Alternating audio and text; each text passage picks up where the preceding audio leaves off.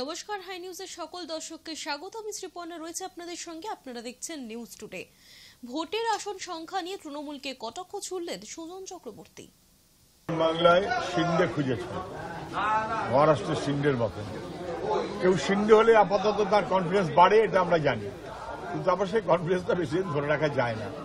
কে কখন কোথায় কি চার ফেলে রেখেছেন তা আপনি বুঝতে পারছেন কিছু? 23 কেন বলেছিল তো 40টা পাবে, নেমে এসছে 23। আরো দুদিন পরে দেখবেন ওটা 13তে নেমে যাবে কি আরো কমে নেমে যাবে। ভাঙড়ে সভা করার অনুমতি পেলেন না রাজ্য বিধানসভার বিরোধী দলনেতা শুভেন্দু অধিকারী। রবিবার দুপুর 3টায় যাদবপুর কেন্দ্রের বিজেপি প্রার্থী অনির্বাণ গঙ্গোপাধ্যায়ের সমর্থনে সভা করার কথা ছিল শুভেন্দুর। অনুমতি না পাওয়ায় সেই সভা বাতিল করতে হয়েছে। বিজেপির অভিযোগ, রাজনৈতিক প্রতিহিংসার জেরেই সভার অনুমতি দেওয়া হয়নি। প্রশাসনের তরফ থেকে বলা হচ্ছে, স্থানীয় তৃণমূল নেতৃত্বের সভা রয়েছে, তাই আইন শৃঙ্খলার কথা মাথায় রেখেই শুভেন্দু অধিকারীর সভায় অনুমতি দেওয়া হয়নি।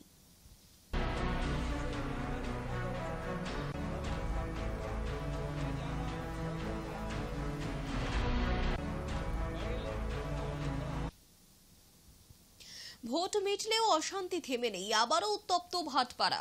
বিজেপি নেতার বাড়ির সামনে বোমাবাজি। বিজেপির ব্যারাকপুর সাংগঠনিক জেলার প্রাক্তন সভাপতি উমাশঙ্কর সিং এর বাড়ির সামনে বোমা ছোড়ার অভিযোগ তৃণমূল আশ্রিত দুষ্কৃতীদের বিরুদ্ধে।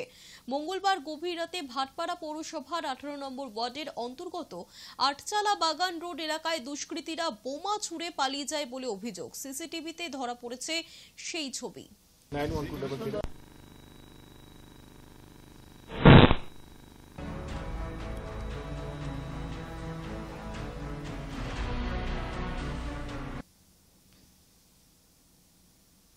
নিউটাউনের ফ্ল্যাটে সেপটিক ট্যাঙ্ক থেকে পাওয়া মাংসের টুকরো এবং চুল আনোয়ারুল আজমের কিনা তা পরীক্ষার জন্য শীঘ্রই কলকাতায় আসতে পারেন বাংলাদেশের সেই নিহত সাংসদের কন্যা। আগামী দুদিনের মধ্যেই কলকাতায় আসার কথা রয়েছে তার। উদ্ধার হওয়া নমুনা ডিএনএর সঙ্গে আনোয়ারুলের কন্যার ডিএনএ মিলিয়ে দেখা হবে। মঙ্গলবারই নিউটাউনের ফ্ল্যাটে সেপটিক ট্যাঙ্ক, বর্জ্য নিকাশনের পাইপ থেকে মাংসের টুকরো এবং চুল উদ্ধার হয়েছিল। সিআইডি তদন্তকারীদের সন্দেহ এসবই সাংসদ আনোয়ারুলের হতে পারে। আর বিষয়টি নিশ্চিত করার জন্য ইতিমধ্যেই নমুনাগুলি ফরেনসিক পরীক্ষার জন্য পাঠানো হয়েছে। সিআইডির কাছে নিউটাউনের ওই ফ্ল্যাটের সেপটিক ট্যাঙ্কে তল্লাশি চালানোর জন্য অনুরোধ জানিয়েছিলেন বাংলাদেশের গোয়েন্দা প্রধান।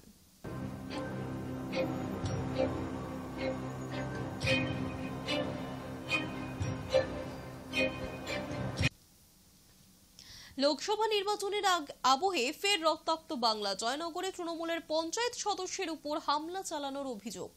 আহত ওই পঞ্চায়েত সদস্যের নাম তপন মণ্ডল। মঙ্গলবার রাতে ঘটনাটি ঘটেছে জয়নগর লোকসভা কেন্দ্রের বকুলতলা থানা এলাকার গড় দেওয়ানিতে।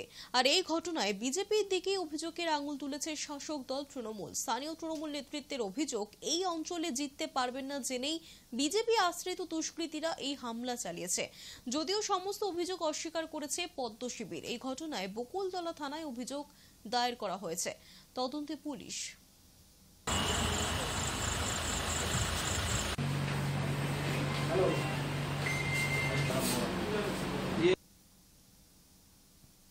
আগামী 2রা জুন ফের জেলে ফিরে যাওয়ার কথা অরবিন্দ কেজরিওয়ালের।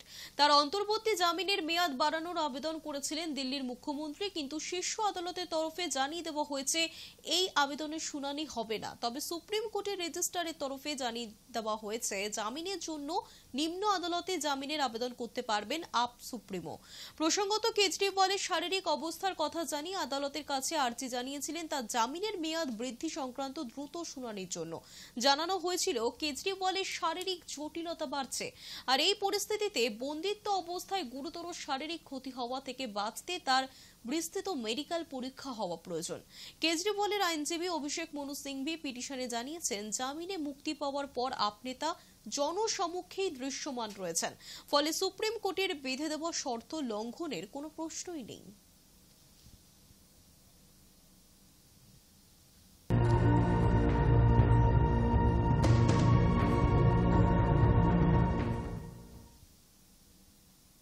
নিউজ টুডে এখনকার মতো এই পর্যন্তই। দেখতে থাকুন হাই নিউজ নির্ভীক নিরপেক্ষ।